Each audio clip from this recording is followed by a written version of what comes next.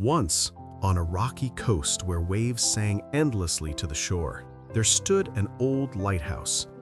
It had guided ships for nearly a century through storms, fog, and moonless nights. Inside, it lived an elderly man named Samuel Rivers, the last lighthouse keeper in the region.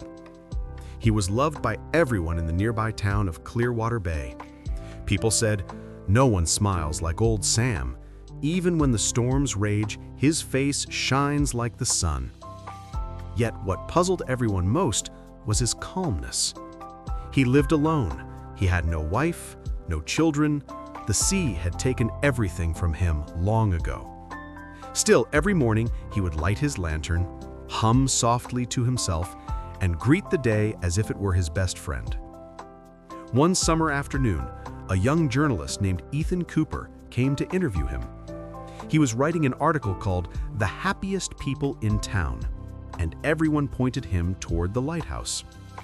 As Ethan climbed the stone steps to the tower, he found Sam polishing the lantern glass, smiling as sunlight danced around him. "Mr. Rivers," Ethan began, panting slightly, "I've heard people say you're the happiest man they know, but you've lived alone for years. You've lost so much. How do you stay so happy?" Sam looked up, his wrinkled face glowing in the golden light. He chuckled softly. "My boy, happiness doesn't live in what we have or lose. It lives in how we see." Ethan frowned. "How we see what?" Sam smiled again, a deep, knowing smile. "Let me tell you a story. One the sea taught me many years ago." And so, as the waves crashed softly below, the old man began. "Many years ago," Sam said, "I was not this peaceful.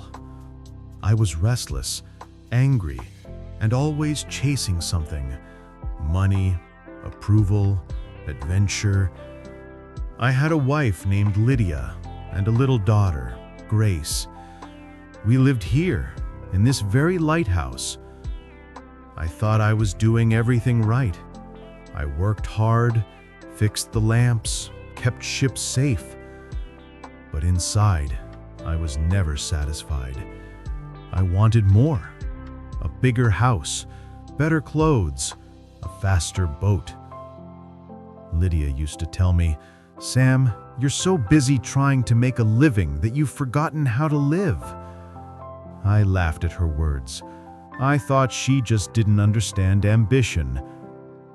Sam paused, staring at the horizon as the sun slowly began to dip. "One winter night," he continued, "a storm came, the kind that eats the sky and shakes the earth. I stayed up the whole night, keeping the light burning. The waves were monstrous. By morning, my small boat was gone.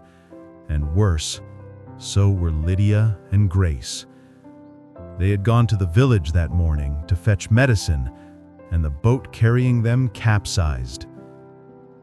Ethan lowered his head. "I'm so sorry," he whispered. "I'm sorry too. Sorry, angry, broken, all of it. I stopped lighting the lamp for days. I told myself, what's the point? The sea had taken everything from me." "For a long time, I drifted through life like a broken boat," Sam said softly. "I stopped talking to people. I barely ate. I cursed the waves, the wind, even God.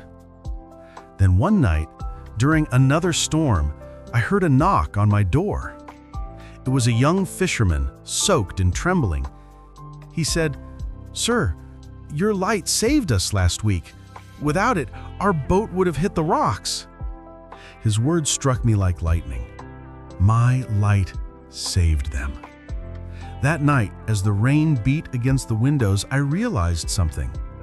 Even in the darkest storm, my light still had meaning. And maybe, just maybe, my life could too." Sam smiled faintly, remembering. That was the night I chose to live again. I couldn't bring Lydia and Grace back, but I could honor them by shining. Ethan leaned forward. So you decided to keep lighting the lantern? Yes, Sam nodded, but not just the one in the tower, the one inside me. Every morning since then, before lighting the lighthouse lamp, I whispered to myself, "Keep your inner light burning, Sam. Someone out there still needs it." At first, it was just habit, but slowly it became faith. Each day I found something, one small reason to smile. The cry of a gull, the warmth of tea, a sunrise breaking through fog. He looked at Ethan. "You see, boy, happiness is not the absence of pain. It's the decision to keep the light burning, even when the night refuses to end." Ethan frowned thoughtfully. "But what about the bad days, Mr. Rivers? What about when everything feels hopeless? You can't just be happy all the time." Sam chuckled. "No, you can't, but you can choose not to drown." He picked up a small lantern from the table, its flame dancing gently. "Look at this light," he said. "When the wind blows hard, it flickers, but as long as it has fuel, it doesn't die. That's how I treat my happiness, not as something fragile, but something I feed every day, with gratitude." The next morning, Ethan woke up in the lighthouse guest room. Sam was already outside, whistling to the sea, feeding seagulls. Ethan joined him with a notebook in hand. "You said you find small reasons to be happy each day," he said.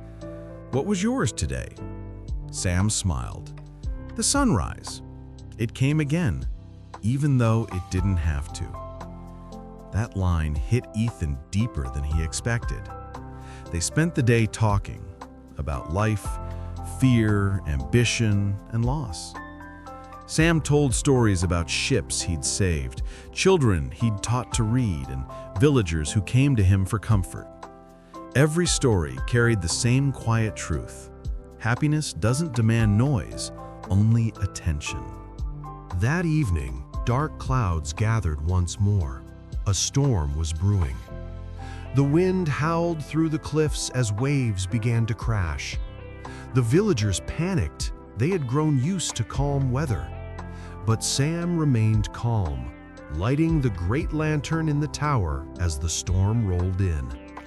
Ethan followed him, heart racing. "Shouldn't we leave?" Ethan shouted over the wind. Sam smiled faintly. "No, son. Some lights only matter when the storm comes."